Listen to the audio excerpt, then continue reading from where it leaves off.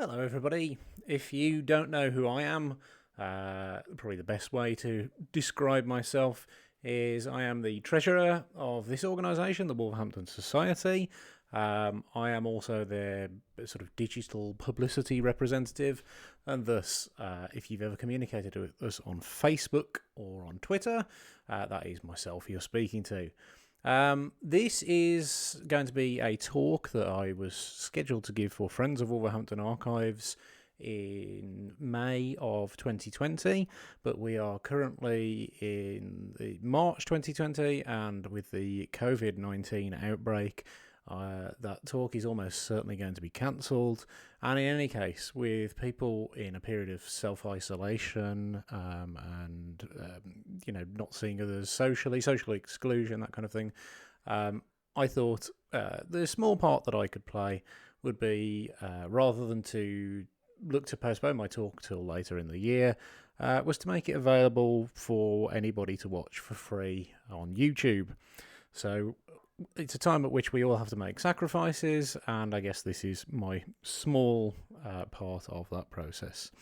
So, on with the talk itself, and the first question to ask is what inspired my research? Because when I tell people that I've got a talk on the Victorian Jewish community in Wolverhampton, the usual statement I get back from people or question is, I wasn't aware that you were Jewish. And the answer to that is that I'm not. I'm not religious at all.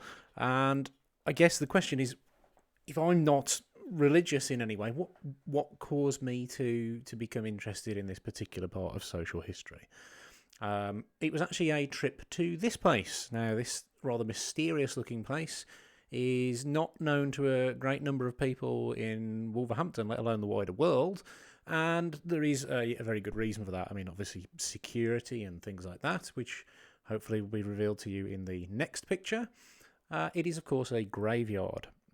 Now, if you can make out some of the writing on these gravestones, you'll notice it's in two languages. It's in English. It is also in Hebrew, because, as the title of the talk might suggest, this is an Orthodox Jewish burial ground. Now, I'm not going to say exactly where this burial ground is, because, again, security concerns and things like that.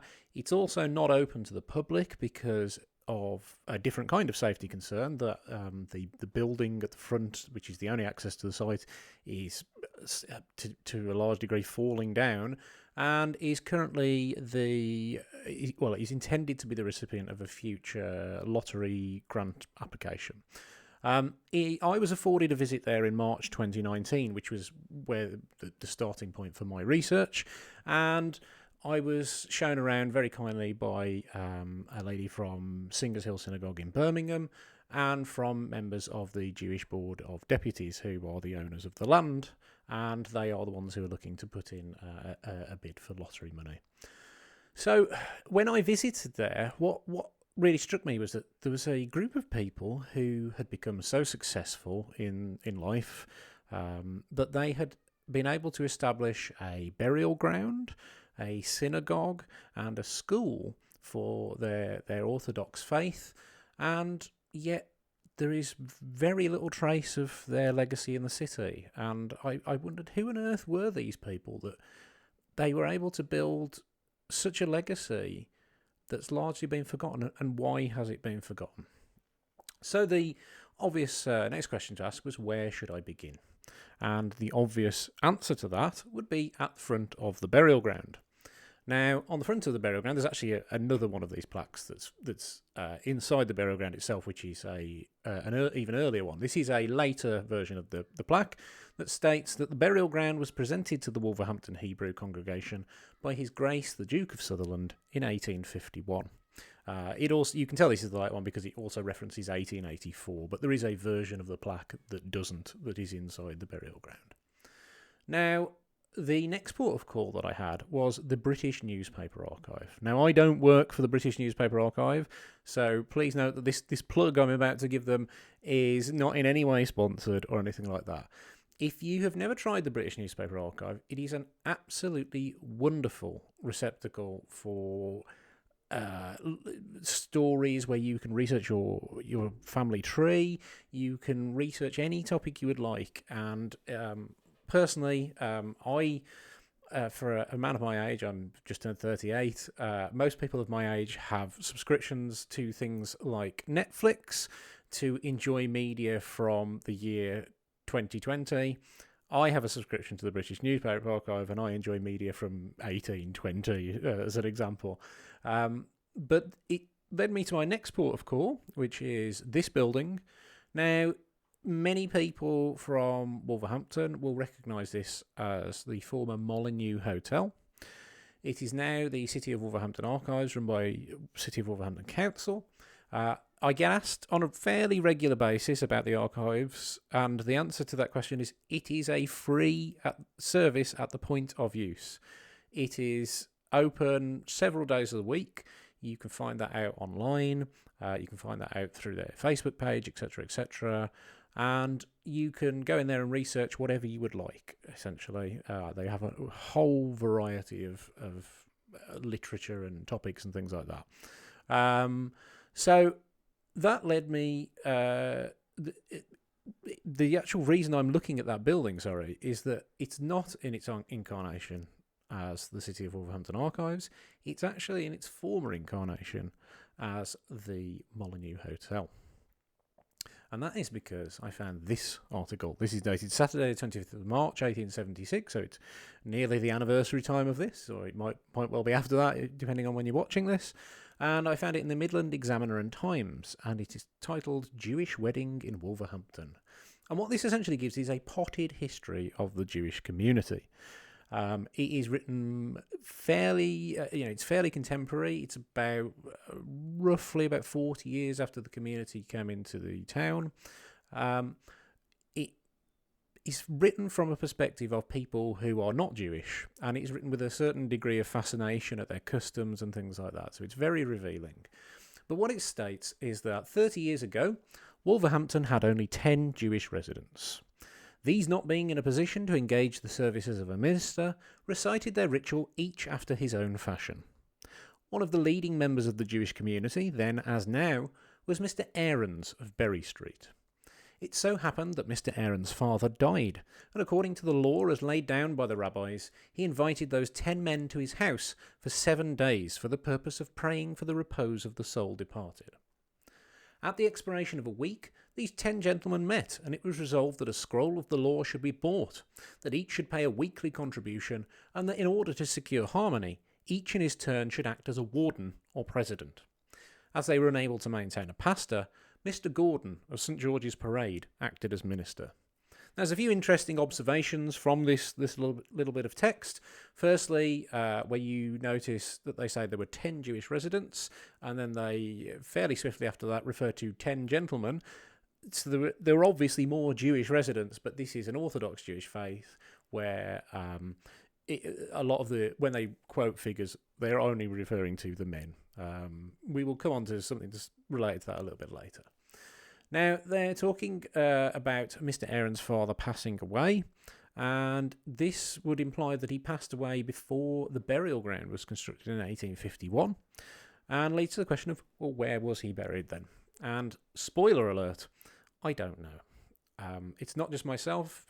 People who have, there's very few people who have researched this topic of the Jewish community of Wolverhampton, but those that have were unable to find his grave either. One of the people who'd researched it previously, he actually went on wild goose chases around various pub gardens around Whitmarines area. I myself have been to various sites in Bilston and Sedgley.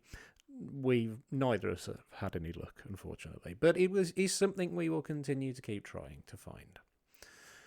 In any case, that got me looking at Berry Street. Now, the area we're talking about has changed radically over the years in terms of that area of Wolverhampton. It was, like much of Wolverhampton, it's full of narrow, winding streets, which were demolished and were widened during the latter part of the 19th century. So this picture is obviously not from 1840s. It's from considerably later. I think it's from memory. It's about 1870, I think. But it's just to give you a feel of what the area would be like. So We go to the 1841 census to see if we can find this elusive Mr. Aarons, who they are referring to as the sort of community leader. And we find on Great Berry Street 3 gentlemen who could match that possible description. Now, the 1841 census is different to later censuses. It's really the first usable census. It's at an individual level rather than a wider level. But it doesn't include things like where somebody was born, in terms of, you were born in Berlin in Germany, for example. But what it does state, which is quite useful, is the 2 final columns. One says, whether born in this country, and as you can see with these 3 gentlemen, that's been left blank. And then, if they aren't, where they're from. And these 3 gentlemen, next to their name, have an F for foreign parts. So it doesn't give you any more specificity than that, but it will tell you that these are immigrants. So the interesting thing about that is in 1841 Wolverhampton and many other places, they will stand out like sore thumbs because there are not many foreigners in the towns and cities at that point. Certainly not the outside of London and the major cities. So we have them living in a place called Munday's Court. Now, Munday, I believe, was a local landowner, so whether this is a building that he had a firm that constructed or was just on his land, I'm not quite sure. But he's in Great Berry Street. Now, I will come on to the subject of Berry Street shortly, but Berry Street is a little bit confusing in that we currently have a place called Berry Street in Wolverhampton, but that isn't where this means. This means just around the corner in what is now Princess Street and Prince's Square, which, if anyone ever talks to you about what is in Wolverhampton, they'll always tell you that Prince's Square was the first automated set of traffic lights. But long before that, it wasn't even called Prince's Square. So this is at that point in time, and we have a gentleman called Simon Aaron, born in about 1821, and he is a tailor, which is a very stereotypical Jewish profession of the time. He has what is presumably a brother called Michael Aaron, born in 1821, and who is a glazier. Again, a very stereotypical trade. And we have what can only be presumed to be a younger brother called Marks Aaron, born in about 1826, and he is a keymaker. There is no sign of Mr. Aaron's father, so does that mean, presumably, that he died even earlier than this? Again, these are questions that still remain unanswered at this point. Now, one of the things with immigrant communities is they often live very close to each other. This is for things like commonality of language and for sort of security things and things like that. So I continue to look down Great Berry Street to see if I could find any more Jews. Now, the next individual who fitted the sort of profile, he was born in 1821 and he owned a clothes shop, which again, he's born the same time, he's foreign, runs a clothes shop, which again is a fairly stereotypical Jewish profession.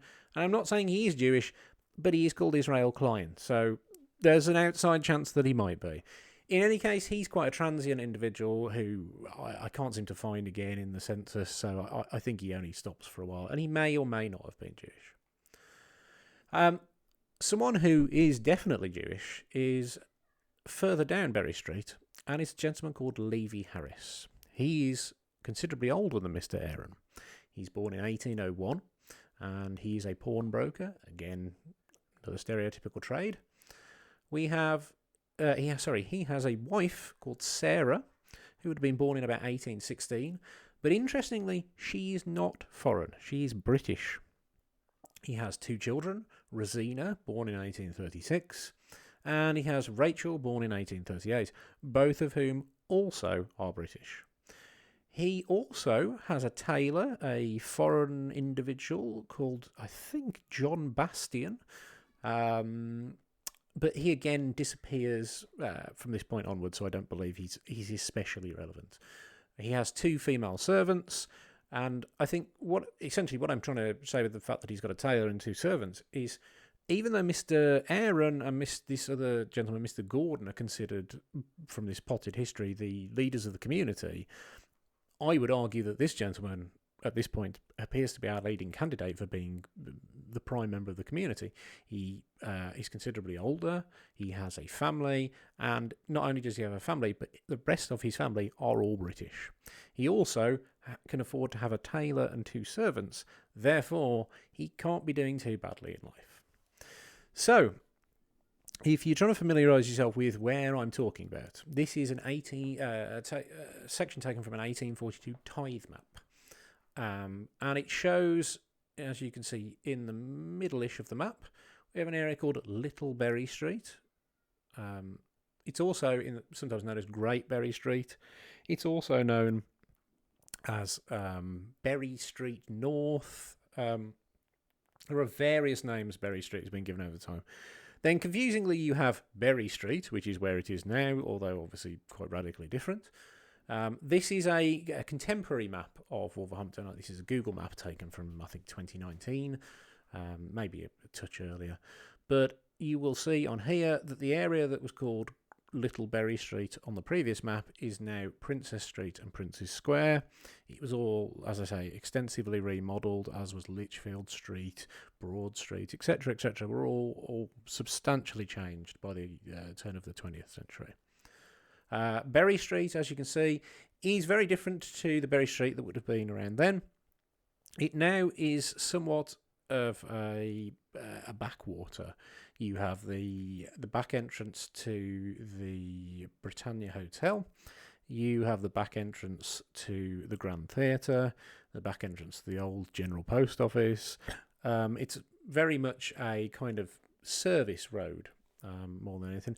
And the main reason for that is that you can't actually see on this map, but right down the bottom where you can see Piper's Row, you then have the bus station, and you have the Wolverhampton Inner Ring Road, which has cut off what used to be a straight run down from Berry Street through Horsley Fields and was a major route into the city, or the town as it was then. So if we go back to this article from the Midlands Examiner and Times, it states that after 12 months, so the mid-1840s, a pastor was obtained and a house was taken in St James's Square and converted into a temporary synagogue. Things went on this way until the Jewish residents increased so much that it was necessary for a larger place of worship should be had. Now, this is taken from the Jewish Chronicle, October the 16th, 1850, and it states that the premises has been taken in St James's Square, and that is for a residence for a minister and as a synagogue. Now, it states that Levi Harris is vice president of the congregation. Interestingly, he's not the president, but you note that there is not a Mr. Aaron or a Mr. Gordon named in this article. Now, this gentleman, D.L. Davis, was a bit of a mystery to me for quite a while. Particularly, I mean, I did 3 talks on this last year and I didn't know who he was at this point. He's D. Davis, which turned out to be David Davis, and as you can probably imagine, there are an awful lot of David Davises about. The clue that gives him away as to his Jewish ethnicity, though, is the L. I subsequently discovered that the L stands for Lazarus. So to give him his full name, he is David Lazarus Davis. He is a British Jew. He is from Kent. He's from somewhere near Gravesend, from memory. But I think the reason, and this is just purely a theory as to why he is the president and not Levi, is that he was a British Jew. Levi was a foreigner, and this would be before the time that Jews were emancipated. So I suspect it was, probably an appearance thing. David is definitely a much later visitor to Wolverhampton. He doesn't arrive in Wolverhampton until the 1840s. Which is, as you'll discover, sometime after Levi made it here. And it reveals from the Jewish Chronicle editor that there is a paucity of members and that they are about to make an appeal to their brethren in behalf of their new house of prayer. Now, if you want to know where is St James's Square, because it's not there anymore, it is actually under it technically wouldn't be the Ring Road at the moment. It would be the back end of Wolverhampton bus station. But here it is on a map from around about the 1930s. And you can see that for the community to get to their new synagogue, it wasn't very far away. And there is a reason for this, but we'll come on to that shortly. They would have just made their way down from Berry Street, then just turned into St James's Square, and that's where they would have gone for their worship. Now, the gentleman living there is a gentleman by the name of Isaac Barnett. He is a Polish gentleman from Krakow, as is his wife, and his 3 children, however, were British. They were all born in Woolwich in Kent, and Kent is it's very relevant to our story. It's one of the main reasons is because it's where a lot of the Jews would have set foot off the boat when they got here, so that is why a lot of them will have children born there and stuff, because it's their first port of call. So, in 1851, we have the normal census. We also have the 1851 religious census. And as you can see here, it has lists of all the denominations of religion. So you have Church of England, Presbyterians, things like that. And they're all very large numbers in the tens of thousands, or some of them are in the tens of thousands, others are in the thousands. However, right down the bottom, we have Jews. And it states that the number of attendants at public worship on the 30th of March 1851 was 15 in the morning, was 12 in the afternoon, which gives a mighty total of 27. So, as you can see, a very, very small number of Jewish people in the town at this point. This is, it's an old map, but it is a later map than we're actually talking about. You can see, if you can make out, Prince's Square is on there, not Little Berry Street. We have Canal Street is still on there instead of being called Broad Street as it is now. But you also, what you do have is the widened version of Lichfield Street as it is now. It was turned into sort of a boulevard, a very continental style place to show off the buildings around it. So in any case, this is essentially to indicate the spread of where people lived from 1841 to 1851. Now, I'll highlight the whole of the roads and streets, but that doesn't mean that there was that many Jews living there. It just means that area was populated with at least one Jewish family. So, we have Berry Street and Horsley Fields. We have Berry Street North, or Little Berry Street, whichever you want to call it, and Princess Street.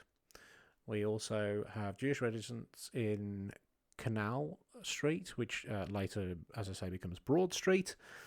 We have King Street, Piper's Row, Bilston Street, St George's Parade. Now, you'll notice that all of these are fairly close to where the synagogue was. There is a very good reason for that. They are Orthodox Jews, and they are not allowed to work on the Sabbath.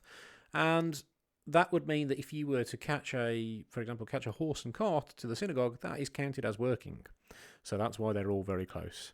We also, however, have somebody living at Worcester Street, which does not seem to fit in with this argument of they have to be close to the synagogue. It wouldn't have been a million miles away, but it would have still been a fair trek.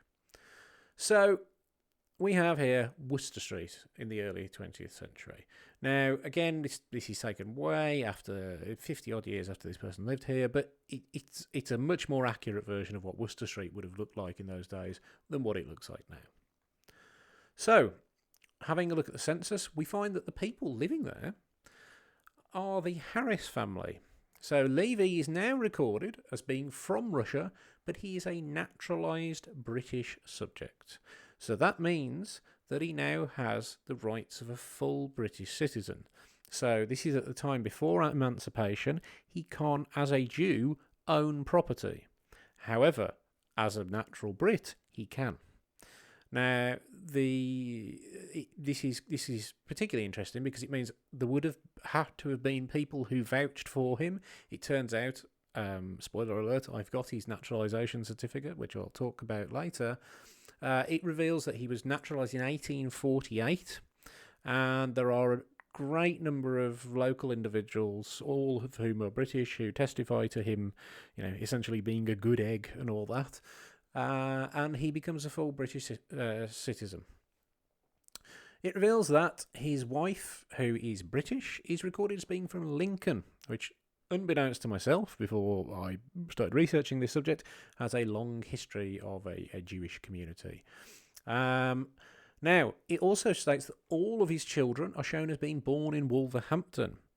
Now, his oldest daughter isn't on this census for some reason, but his second oldest, Rachel, is. So that means that we can take Levi Harris living in Wolverhampton back to 1838. So that's the furthest we've got back so far, 1838. Now, one thing if you're ever doing your family tree or any kind of sort of ancestry type research, an important lesson to learn is if you have an entry that is at the bottom of a page or at the top of a page, always look at the next page because you might miss somebody. And I nearly did. So continuing the 1851 census, we have Rosina Hart, who is a niece, although it sort of reads as though she's nice on it. Maybe she was. Who knows? She is living with them. She was born in Manchester in Lancashire, which does have a long history of a Jewish community. And it reveals that his wife's maiden name is clearly Lazarus. That name again. So he has a sister-in-law living with them at the time called Catherine Lazarus, and she's again from Lincoln. So it means that Sarah is Sarah Lazarus. Now, anyone who's ever done anything on Jewish genealogy will instantly recognise that as a surname. They are quite a famous family in British Jewry.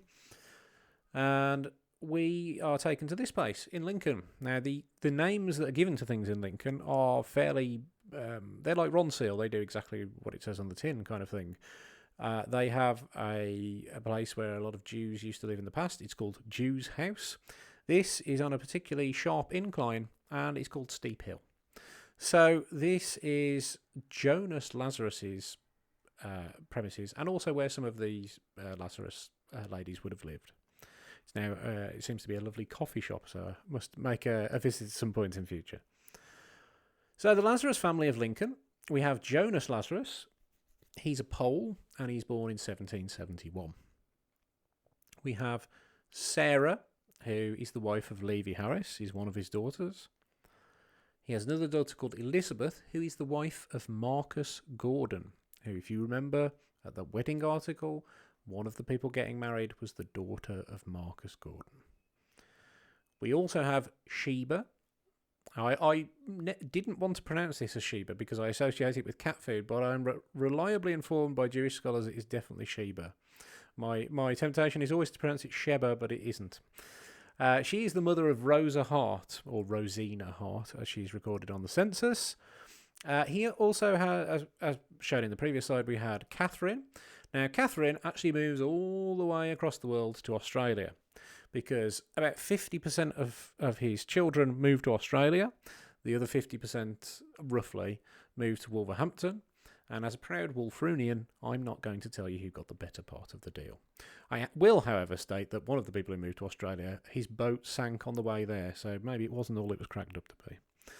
In any case, the next place that we are drawn to is Piper's Row. This is, again, early 20th century Piper's Row. Now, for anyone who's from Wolverhampton or is intending to travel to the city, if you come on the Midlands Metro, where you can see winding off, you can see a sign that says J Tom. That is where the metro goes now, that way. And ironically, you can see that the tram would have gone round the corner into Piper's Row. And for the last 2 years or so, they have been relaying a tram line to take you back down Piper's Row to the station. It's like history repeats itself. That pub on the corner is it's on the corner of Bilston Street, which goes off on the sort of left-hand side of the picture, and then the right is the Piper's Row that we're talking about, and this was the Staffordshire Knot, quite a famous pub at the time. Now, the gentleman, the family that we have living here are Marcus and Elizabeth Gordon. They of the wedding, or the people who had the child who was getting married. So we have Marcus Gordon, who's born in a place called Neustadt in Prussia, and he's born about 1826, and he is, again, a pawnbroker. We have Eliza, also sometimes known as Betsy. She's a Lazarus born in Lincoln, as we mentioned on the previous slide. And their eldest child is born in Wolverhampton, but he's not born until about 1849. If you notice with Marcus, he's only 25 at the time of the 1851 census. So this argument that he is one of the primary architects of the community, possibly, but he's very young when he comes over. At this point, you are adding, so you're adding another 10 years. So Levi was about 50 at this point. So it just seems somewhat implausible. It seems like, the argument that the winners rewrite history, essentially. And Levi seems to have been a little bit scrubbed from history in later accounts. So, we're moving on. This is Berry Street. This is actually court number 2 in Berry Street, which is quite a grotty-looking place in many ways. But the gentleman that we find here, not at court 2 itself, but this is again indicative of the area. And it's a slightly later picture. It's 1860, 1870 time. And we have Emmanuel and Sheba Hart. So Sheba, Lazarus marries a gentleman called Emmanuel Hart. Emmanuel Hart is a man with a very flexible approach to his age.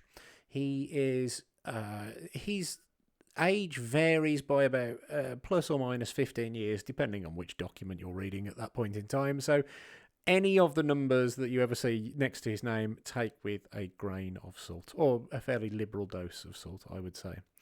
He is born in Germany. At this point in time, they're saying it was about 1806, and he is a clothier.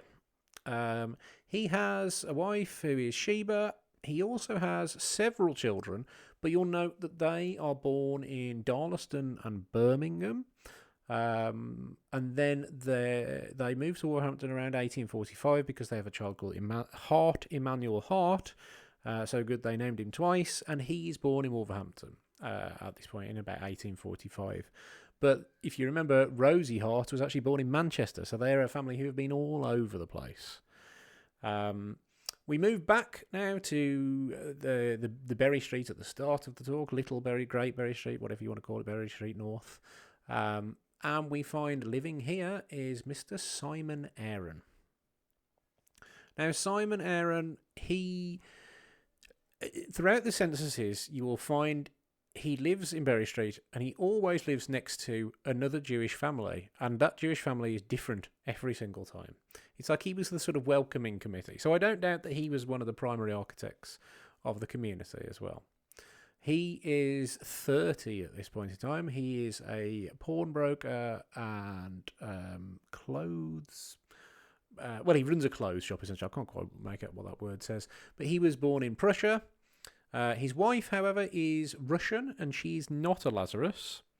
She is a Cohen, because we can tell that by the fact that their brother, or her brother-in-law, her brother lives with them, Barnet. Again, Barnet's quite a common Jewish name.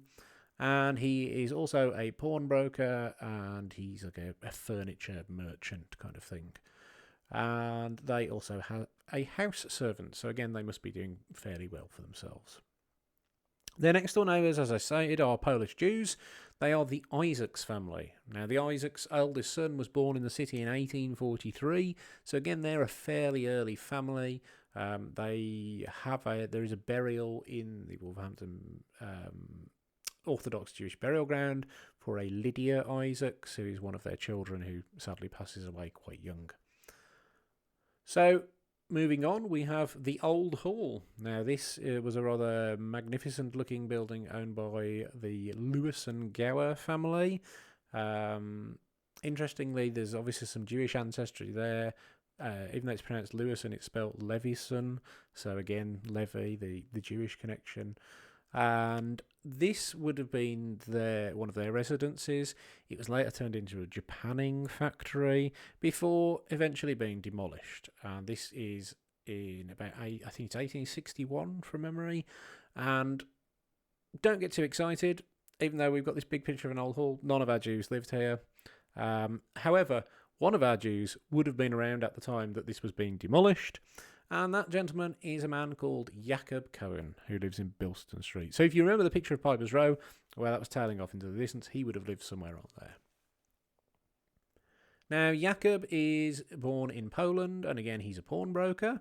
He marries a lady called Caroline Spitzer, who is from Poznan in Poland. Now, all three of their children are born in Wolverhampton, with their eldest being born in about Q4 of 1841. I've actually found a newspaper article subsequent to putting this presentation together that says that Jacob was, I mean, I'll come on to this now, that one of his main things is he gets stolen from an awful lot because he lives in quite a poor area of the city, and the thing that people tend to do in the poor area of the city is they're desperate for clothing and things like that, so they're going to steal.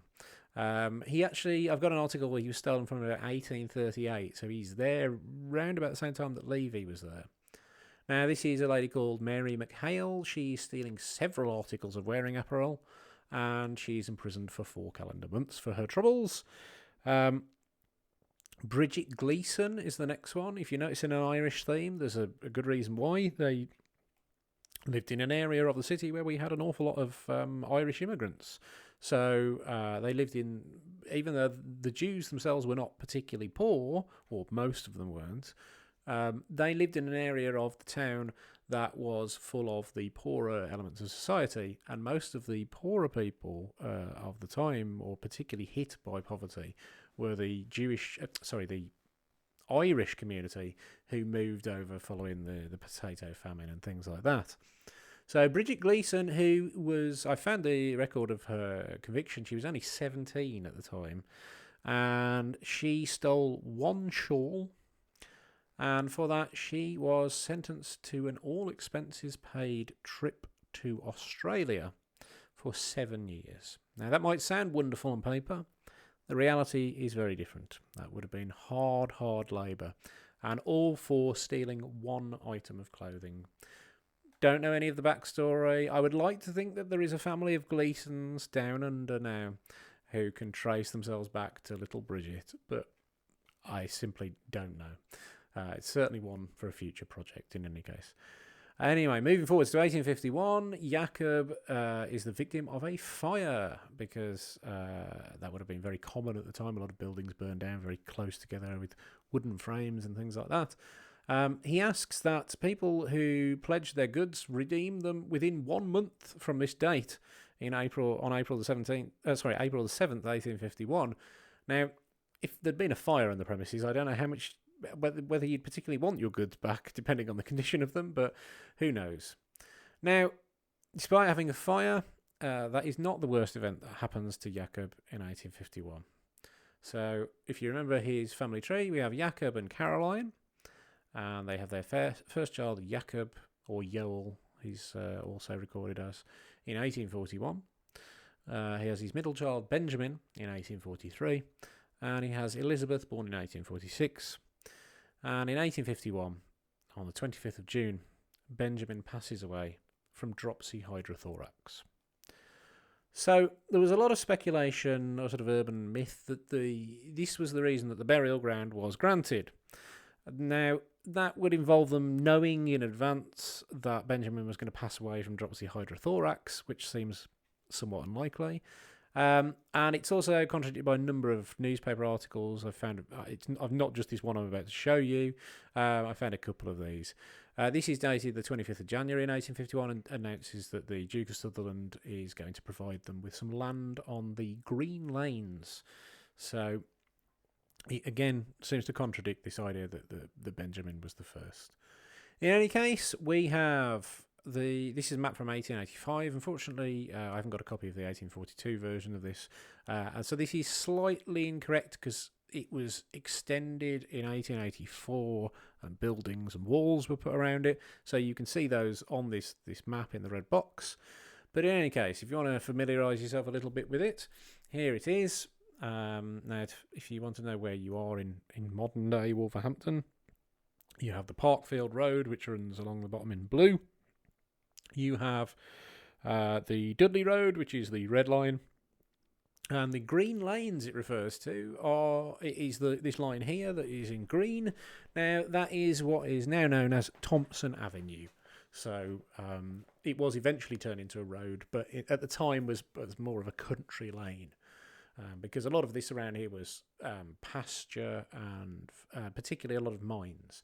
So this, again, is a later picture. This actually is a picture, I believe, from it might even be from the 20th century, which is incredible to believe now that the whole area is completely built up with houses. But it was filled with lots of small test mines called gin pits and things like that. And it was full of these higgledy-piggledy houses that would never have got through planning that you can see here. In any case, the first burial in the burial ground is young Jacob. Now, you probably can't read that too well, but it basically says that it's Benjamin Cohen, who is the son of Jacob and Caroline. And he is at the very far end of the burial ground, because all of the oldest graves, as you can see here, all these very eroded ones, are all the way at the one end of the burial ground. Now, the reasoning for that, I'm not massively, as I say, I'm not Jewish. I'm not massively au fait with Jewish custom, but I know that there is a rule around the Cohen or the priest not being able to be near the dead bodies, so they would do the service at the very front, and then the bodies would be buried as far away as possible, kind of thing. In any case, this is the view now, looking back up from the old part of the cemetery. If you are trying to familiarise yourself with what it looked like in 1851 when it opened, ignore the fact that there are big brick walls around it, because they would not have been there. So, we come on to 1855, and a very, very significant event happens, and the timing of the event is particularly relevant. So in 1855, Levi Harris passes away. Now, Levi, as I mentioned earlier, I have a copy. I don't have a copy of his death certificate, so I'm not quite sure where he died. But he was only about 60, 65 when he died. So he was relatively young, although in those times, obviously, mortality rates would have been a lot higher. It turns out he's not from a place that you would first have thought of. This is, again, a 20th century picture. Or turn of 20th century, should I say. This is where he was from. And for those who are not familiar with turn of the 20th century Eastern European geography, he is from a place called Kretinga in Lithuania. Well, it would be Lithuania today. Obviously, it wasn't at the time. Now, he travels across Europe. I'm not sure of the exact route because I haven't been able to find the shipping record yet, but he arrives in 1832 in Gravesend in Kent. Now, if you remember, I have talked about several people in this already with a Kent connection, notably David Lazarus Davis, who was from literally just up or down the road. So my suspicion is because he doesn't move to Wolverhampton until 1834. Now, my suspicion is he probably, and I don't know for definite, probably lived with people in Kent for the first couple of years or year and a half or so before moving to Wolverhampton. Why he moved to Wolverhampton is another one of these mysteries that may never be solved. But he did move there in 1834. He married his wife in 1835, and he had his first child in 1836. Now, the idea that he was the focal point of the community is backed up by a later article, or an earlier article I found later, if that makes any sense. In an 1858 history in the Jewish Chronicle, Levi is described as the first Jew to reside here, the late Mr. Harris. So my suspicion is that people later on may have wanted to take the credit themselves, but I don't know for definite, so I can't ascertain why he's sort of been a little bit forgotten. In any case, I would love to show you a picture of his headstone, but I can't because it's missing. It may be the case that, there are bits of it lying around in the cemetery, but I simply don't know at the moment. In any case, if that makes you feel a little bit sad that he doesn't have a headstone anymore, the place he was from, Kretinga, the cemetery there now looks like this. Due to 20th century events, which I probably don't need to go into great detail about, but realistically, was it better to move to the UK and to set up your own community and to have lost your headstone over a century or so, or to have stayed here and God knows what happened to your descendants. In any case, we move forward to 1857 and a new place of worship. So this is on the very front page of the Jewish Chronicle, so very prominent. And it states that the lease of the room in St James's Square has expired. Now, the interesting thing is it states that it was 10 years ago, but in there, the entry about them taking the place in St James's Square was in the Jewish Chronicle, so the same newspaper, in 1850. So by a process of deduction, either that was wrong, or more likely, this one is wrong, saying that they've been there for a decade, and it's actually only been 7 years. But in any case, it helps to plead the case. So the congregation have purchased a piece of land on which the synagogue will be built, which is exactly where the current building that used to be a synagogue is. And an appeal is made on the front page, requesting funds to build the building, and donations in Wolverhampton are to be received by Simon Aaron. Or Simon Aaron, should I say. Now, this isn't aimed at Jews in Wolverhampton, because they obviously would have already got the word out to the small community in Wolverhampton. It is really aimed at Jews around the UK, but predominantly at London Jews, to try and get funds to help build communities further out into the shires, kind of thing. Now, 1858, I've titled this A Year of Tragedy and Triumph, and you will see why shortly. So, this is taken from the Staffordshire Advertiser on the 5th of June 1858. And it states the first stone of a new Jewish synagogue to be erected at the corner of Friar Street and Short Street was laid by Mr. J.C. Cohen of Moseley House near Birmingham. Now, as an interesting small aside, he was given a silver trowel for this occasion that the community had rallied round to fund. The slightly odd quirk is that it says here that it's on the corner of Friar Street and Short Street. If you were to go to the building that is there now, you would see a sign on it that said it was on Long Street. You're not going mad. It is still in the same place. For some reason, at some point, they've swapped round Short Street and Long Street. I don't know when this happened or why, but it is still the same place. Now, a devotional service takes place at St James's Square and is led by the rabbi at that time, who is, again, quite a predominant figure in the community, called Reverend Manasseh Cohen, and Lewis Chapman of Birmingham.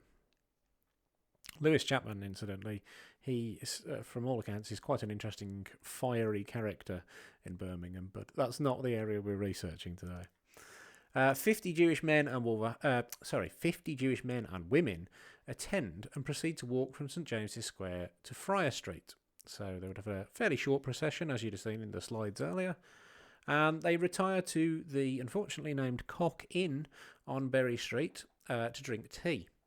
Now, the interesting point about this is in the Staffordshire Advertiser that says they retired to drink tea. If you read the Jewish Chronicle version of events, they retired for a slap-up meal. So I do wonder whether they just told the Staffordshire Advertiser, "Oh, we're just going back to drink tea. You wouldn't be interested." But we'll never know, unfortunately. Maybe it was just lost in translation. Now we move forwards in 1858 to what I have termed the tragic story of Rose Wolfe. Now, this is, again, shortly after they started building the synagogue. This is taken from the Jewish Chronicle on January the 13th, 1860, so 2 years after the event. But there is a reason for that. And what it states is that John Brooks, a private watchman, said he visited the Jewish cemetery on the morning of the 20th of August, 1858. There was a hole dug under one of the gates, and on looking through, he saw there was a grave open. There seemed to be a notion abroad that the Jews, in burying the dead, are in the habit of burying them with their jewels and trinkets, and in some cases with coins in the coffin, and he had no doubt that it was with the hope of securing these valuables that the two defendants committed the offence. Upon the night of the burial, the prisoners, Francis Roper and James Elwell, were in company with that witness, John Newey, at a public house situated in the neighbourhood of the burial ground, and they both, in plain terms, asked him if he would join them in getting the body of the Jewess, who had been buried there on that day, for they had no doubt that they would find some valuables, which they would take to Birmingham and sell. Newey, however, after being twice solicited to join them, refused and told them they had better not do so. I do take a little bit of issue with the idea that he told them they better not do this, because the reason it takes till 1860 is because nobody comes forwards about with sort of any information about the crime for quite a while. So I would question that. But in any case, it does eventually go to trial. This awful, awful crime. And we can see here, this is Francis Roper and James Elwell.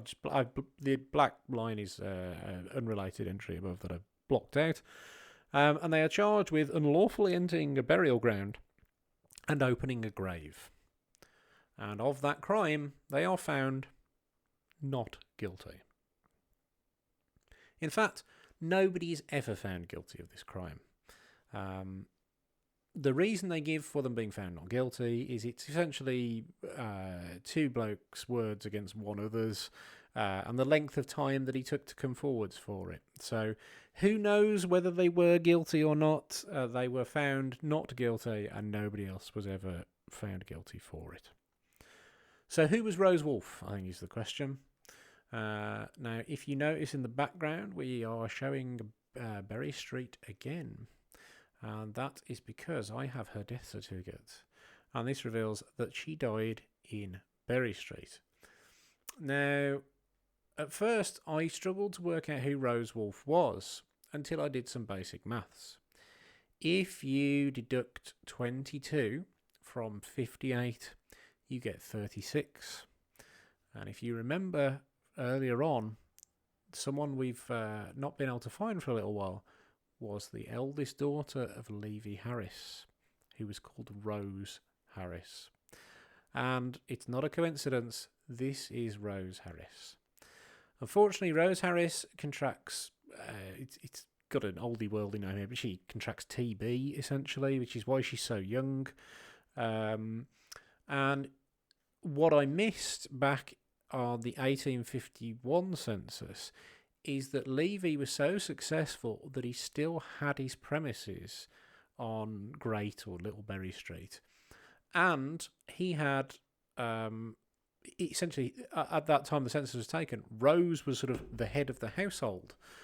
So she actually goes away and marries a gentleman from Sunderland called Joseph Wolfe. And she has 2 children with him. And for some reason he's back in Wolverhampton. And she passes away from TB. She is, in fact, the first Jewish individual to be born in Wolverhampton, and she suffers a truly awful fate that is never resolved. A tragic death, so young. 2 children who lose their mother, a husband who loses his wife. Thankfully for Levi, in a way, he'd already passed away by this point, and so he never gets to witness this. The rest of the community, including her mother, do, however. And then it's time to put on a happy face, unfortunately, because on Tuesday, the 22nd of August, and this is taken from the Staffordshire Advertiser, the new synagogue is completed and is consecrated by the Chief Rabbi, Dr. Adler of London. Now, the ground floor contains pews and is designed for men to sit in. There are actually 2 doors in the front, which there are still now.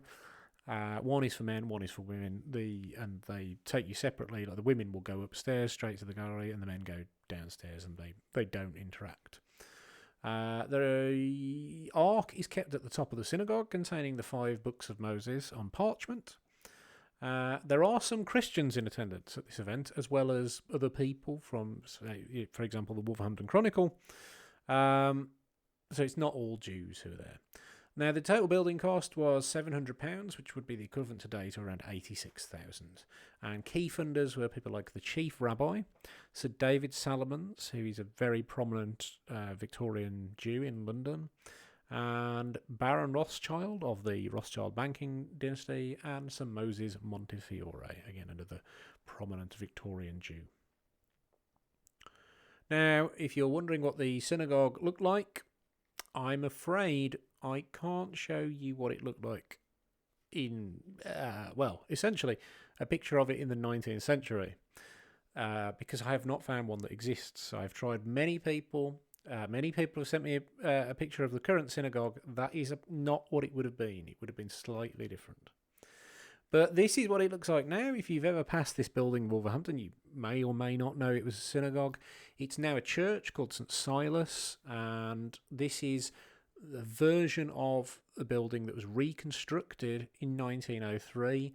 There was some sort of fire. Reports are pretty sketchy about it, to be honest, and it falls slightly outside the scope of this talk. It is something I will be looking into for future, though. So that's the front view. You can see the two doors, as I mentioned. The men would have gone in the one, the women would have gone in the other. It now looks different inside, so I'm not showing you pictures of inside because it is different. But this is the side view of it.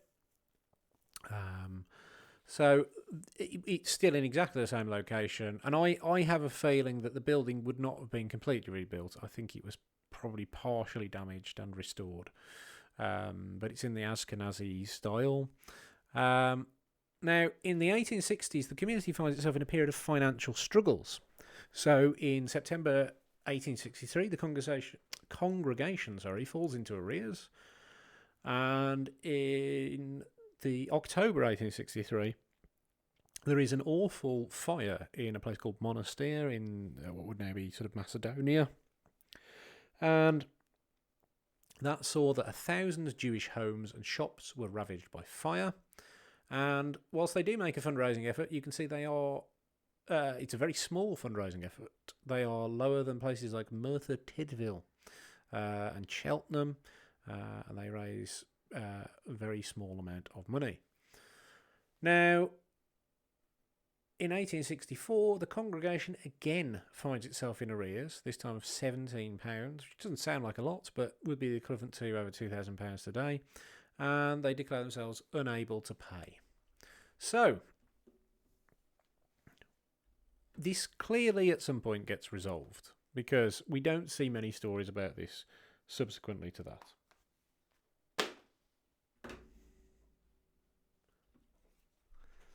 Now, moving on, we unfortunately start to see further deaths in the founding community. And the first one of these ends up in this place. Now, it's not there anymore. This is a place that was known as the Coton Hill Lunatic Asylum, which was in Stafford. Now, I don't know why this person ended up here. I don't have their death certificate. I am a little wary of prying into it just because it's a sort of mental health issue. But the person who ends up there is this lady, Sheba Hart. So the first of the Lazarus girls to die. She dies on the 17th of April 1870. This is her tombstone in the Orthodox burial ground. You can barely see it, but you may be able to make out the word Sheba in sort of near the bottom of it. She's only 54 when she passes away, and she is outlived by a good decade or so by her husband, who was quite a bit older than her. So I don't know what it is that causes her death, but she does die very young. Now, there are further deaths in the founding families. On the 6th of August 1877, we have Sarah Harris. So she lives a full 22 years longer than her husband, so a long time without her husband or a partner. This is again her tombstone in the Orthodox Jewish burial ground. We have on the 12th of June 1884, we have Sarah Aaron. Now, unfortunately, I don't have a picture of her headstone. It is in there somewhere. I think it's very much covered in weeds and things like that. So, unfortunately, I don't have a picture of that one. But I do suspect that was the catalyst to do something about the burial ground. Because in 1884, so September the 19th, we have a wave of fundraising appeals, which actually go on into 1885. And these are in the Jewish Chronicle. And they state that funds are requested to enlarge the burial ground and surround it in walls. So the idea sort of historically has been that they simply put walls around the burial ground and put a prayer hall or ohel at the front. Now, they did do that, but that's not all that they did. they enlarged the burial ground because it states that the burial ground belonging to the members of the Wolverhampton Hebrew congregation, having of late years fallen into a most dilapidated and undesirable state, and being unhappily too small to meet any demand for further space. So it's clearly it must have been considerably smaller originally, and the total cost of this work is £400. Now that is quite a lot if you think the synagogue. The synagogue was constructed 30 years before this, and inflation, etc., etc. The synagogue cost 86,000. This project itself cost 50,000. They've raised a good deal of the money themselves though this time, so they've clearly got over these financial troubles. They raised £218, 147 from themselves and the congregation, and 66 from their friends. Their friends are people like the mayor, Charles Pelham Villiers, who is the longest serving MP ever for 60 years, and he's very fondly remembered for his role in repealing the Corn Laws. You have Lord Wolverhampton, and you have the proprietors of the Chronicle and the Express. So this idea, that I've encountered some people who think that they were very isolated or persecuted and things like that. I don't concur on that, unfortunately. They clearly have friends in the community that is in Wolverhampton already. I haven't included it in this presentation, but there is also references to senior political figures earlier on campaigning for Jews to be emancipated. So I actually think they had quite a lot of support rather than were looked at as strange, foreign, alien people. In any case, this is, I think these pictures are from 2011. They're from a gentleman called Frank Sharman. But this is the front of the burial ground where you can see the plaque. Now, you can see that there would originally have been a lovely stained glass window that is now boarded up. It is still in existence. I'm not sure that it's kept somewhere, but that I have seen a picture of that stained glass. This is the fireplace as you go inside. They are, I am reliably informed, Minton tiles. So they are, a good standard. And on the other side, ignore the tablets that you can see on either wall. They are a later edition in 1906. But you can't quite see in any of these pictures. There is a small side room called the Bet Tahara, which is the place where they would wash the bodies for preparing them for burial. So this is a view out of the burial ground. Out of the Ohel, which is what this is. This is the prayer room. Again, those tablets, they are simply Bible verses, but they are later editions in 1906. This is looking out from the Ohel down the burial ground.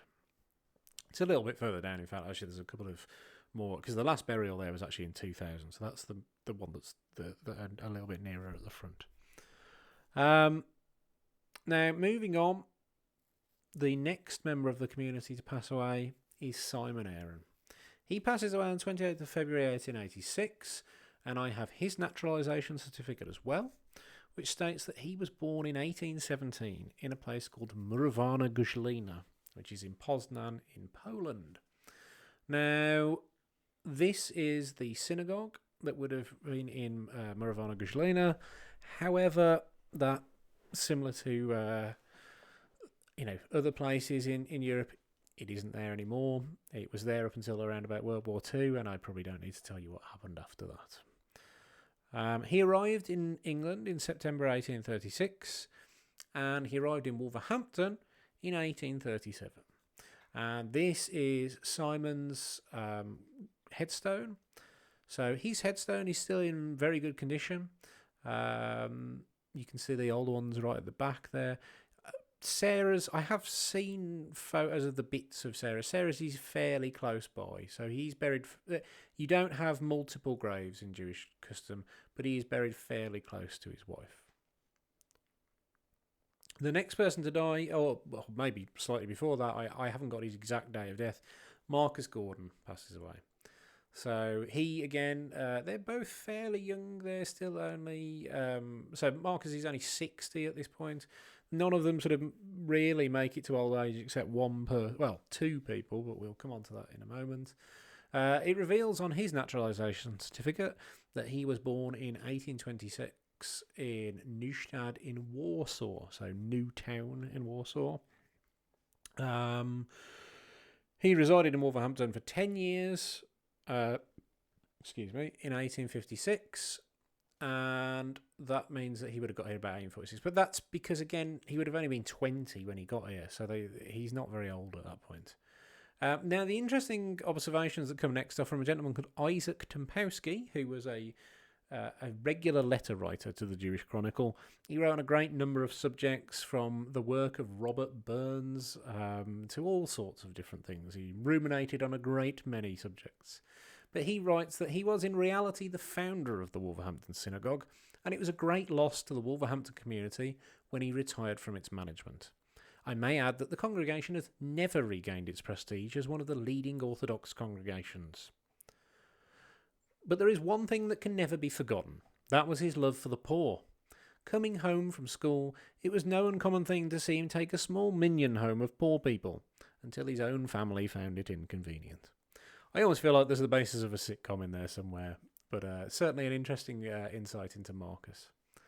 Now, Marcus, he won't have a headstone in the Wolverhampton burial ground. I was going to try and convince you the next slide was in Wolverhampton, but I don't think anyone will buy that.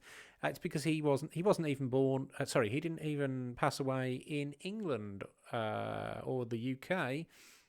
He passed away and is buried in this place. And if you don't know where this is and you're thinking it looks pretty nice, it's because it's in Nice in the south of France. He moved there very late in life. He was in Wolverhampton until around about 1880 or so. But even when they're raising money for the burial ground in 1885, he's listed as being in Nice at that point. So he clearly moved there a few, 2 or 3 years or so before he passed away. And before that, when he lived in Wolverhampton, his house was called Neustadt House. So it was named after his birthplace, which is very handy for working out things where he died, where he was born. Now, the last person or one of the last people to pass away, slight correction there, is this gentleman. So this is Emmanuel Hart. He passes away in 1887. This is I haven't got a picture of his headstone. I think his headstone is actually missing. But these are a later tribute from his son, who was a wealthy financier called Jonas Hart. And he passed away in 1887, but he's recorded on his death certificate as being 96. So, again, if you even just trying to do the maths on that, it's clear that things don't add up. Like by that point, he would have been born in about 1790. What I can tell you is he's from Hamburg in Germany, but other than that, it still needs quite a bit of work on how old he actually is. In any case, that's largely it for the founding families. Newer families come along to take over the reins by this point. Whilst there are still members of the founding communities who are engaged prominently, like, for example, Jonas Hart.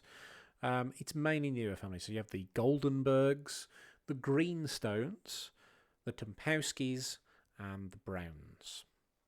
So this leads to the inevitable question, where did the descendants of the founding families disappear to? And the answer to that, when I do this talk, normally I do this as a little bit of a picture quiz at the end. So we have this place, which is Singers Hill Synagogue in Birmingham, and the Gordon family moved there. Now, the last one of the founding community, well, indeed a Lazarus girl to die, is actually Rebecca Gordon, who is Marcus Gordon's wife. She moves back after he passes away, and she moves to Birmingham, Edgbaston, I believe, and she lives all the way until 1911. So she makes it into the 20th century, but she's not at that point connected with Wolverhampton, and she's buried in the Jewish section at Witton Cemetery, I believe. She also, some of her children marry into a family called the Mindelsons, who had meat shop, I believe, a delicatessen or something like that in Birmingham, who I can remember the slogan was that they did the best bacon in Birmingham.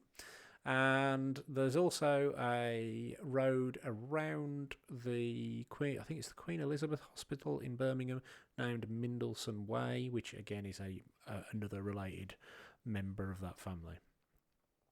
Now, the other family that moved to Birmingham are the Aaron family.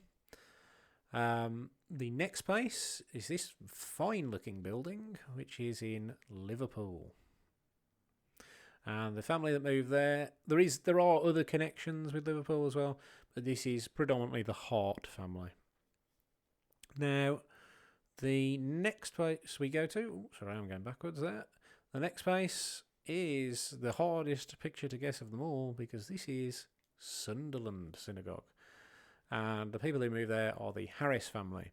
Now, if you remember Rose Harris, she moved to Sunderland.